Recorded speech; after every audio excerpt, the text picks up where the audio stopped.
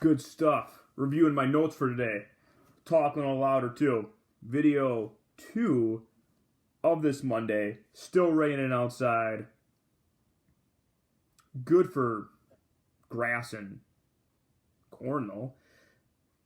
Whatever. I flipped the video so it makes more sense. Hope you guys are doing good. I'm doing good. Doing great. Ready to roll. Ready to rock. Double pistols. Let's do this. Let's do this. I think this will be the most interesting one we talk about. Might do a follow-up video. Interest levels very high. Eyes.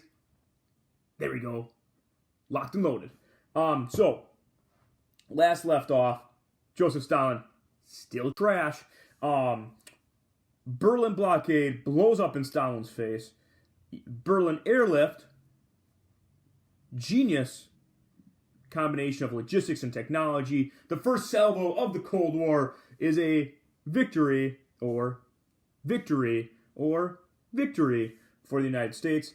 However, in August of 1949, the Soviets detonate their first atomic bomb. It changes the game for things. Before 1949, we had the ultimate trump card. Not him. That's better. In that we had the bomb, and they didn't. And so whenever it came to us confronting the Soviets, we could always confront the Soviets with the confidence knowing that we had the ultimate weapon at our disposal, and they were, by rough estimates, 10 years away. It was a technologically backwards country.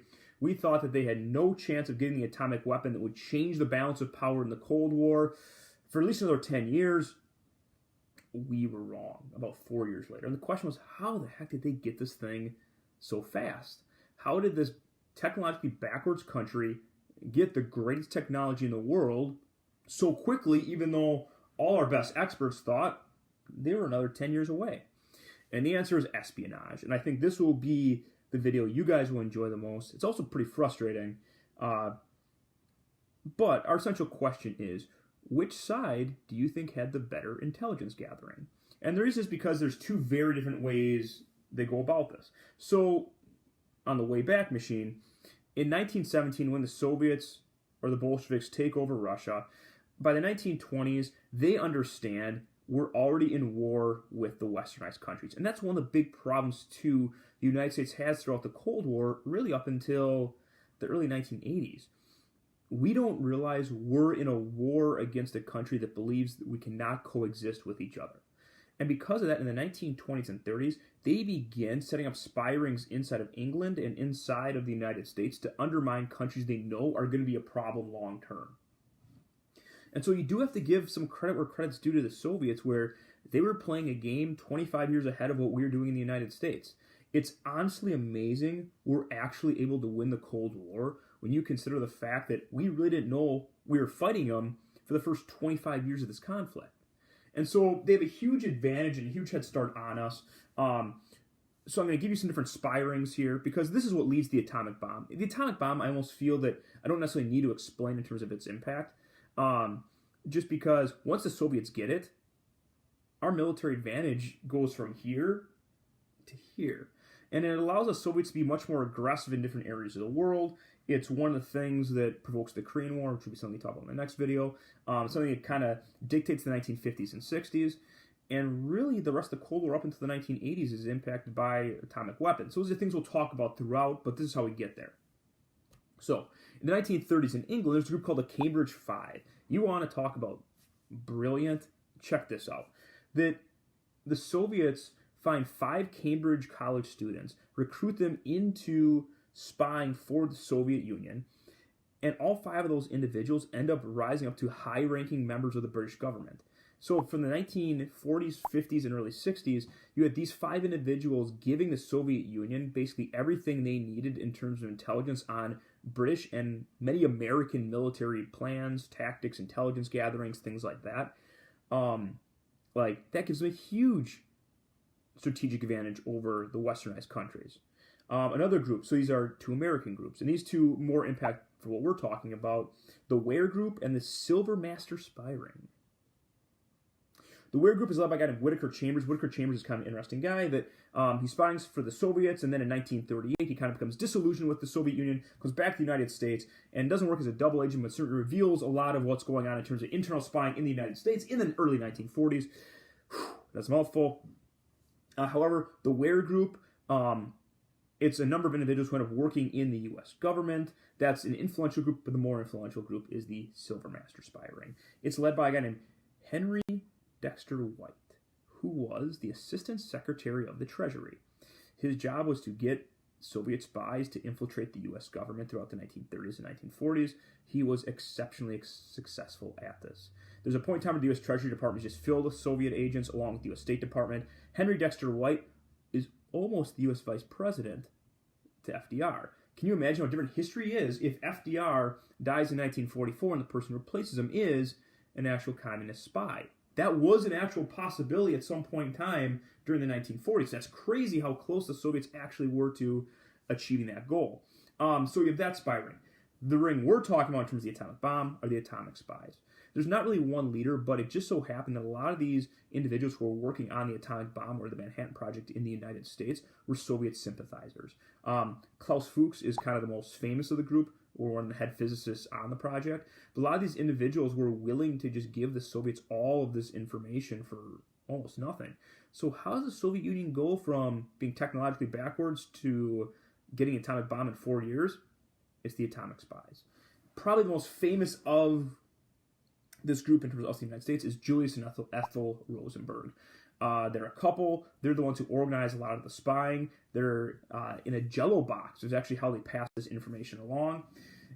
There's no question the Soviets do not get the atomic bomb in 1949 without the atomic spies, without the Rosenbergs. And so that's a huge issue. The thing is, though, the Soviets don't stop there. In 1967, a guy named John Walker, he's a warrant officer in the U.S. Navy, begins spying for the Soviet Union. The exact quote is, he provides enough intelligence to the Soviets about U.S. naval capabilities that it could have changed the balance of power in the Cold War. That's how lethal of a spy this guy was for the Soviet Union. In addition to that, many people think that the information he gave the Soviets about U.S. military capabilities turned this Vietnam War. How much was John Walker paid from his spying between 1967 and the late 1980s? $350,000. That's it. That's when the other things the Soviets were great at. It's called human intelligence. We'll just pay people off to get the information we need. We can't beat the United States technologically, but we can beat them in bribing people. Two other individuals, got to mention here, Aldrich Ames, he was a CIA agent who was spying for the Soviet Union for about 10 years during the 1980s. The amount of information he gave to the Soviet Union about U.S. intelligence gathering operations in Moscow in the 1980s cost the lives of numerous agents for the United States. The most famous spy, though, Robert Hanssen, was the head of trying to find all Russian spies in the United States for the FBI. He was a Russian spy. He was finally caught in 2003, which is incredible. They say that the amount of information he passed on to the Soviets was far worth the couple $100,000 he made, and it completely changed the power of balance in the 1990s and could have changed the power balance in the 1980s. So that's what the Soviets use. They use human intelligence, they use bribery, and it is really effective. What do we use? We're not as good with human intelligence. We just haven't been.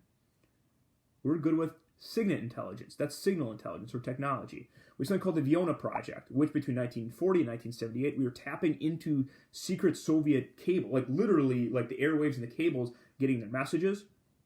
And it's extremely effective, but it costs a lot of money to do that. It's a couple $1 million project. A lot of this actually wasn't even revealed until 1995, a good 20 years after the Vienna Project was done. Probably the two most important ones, though, we might not have time for questions today, but that's okay because spying is fascinating. We'll talk more about it if you want.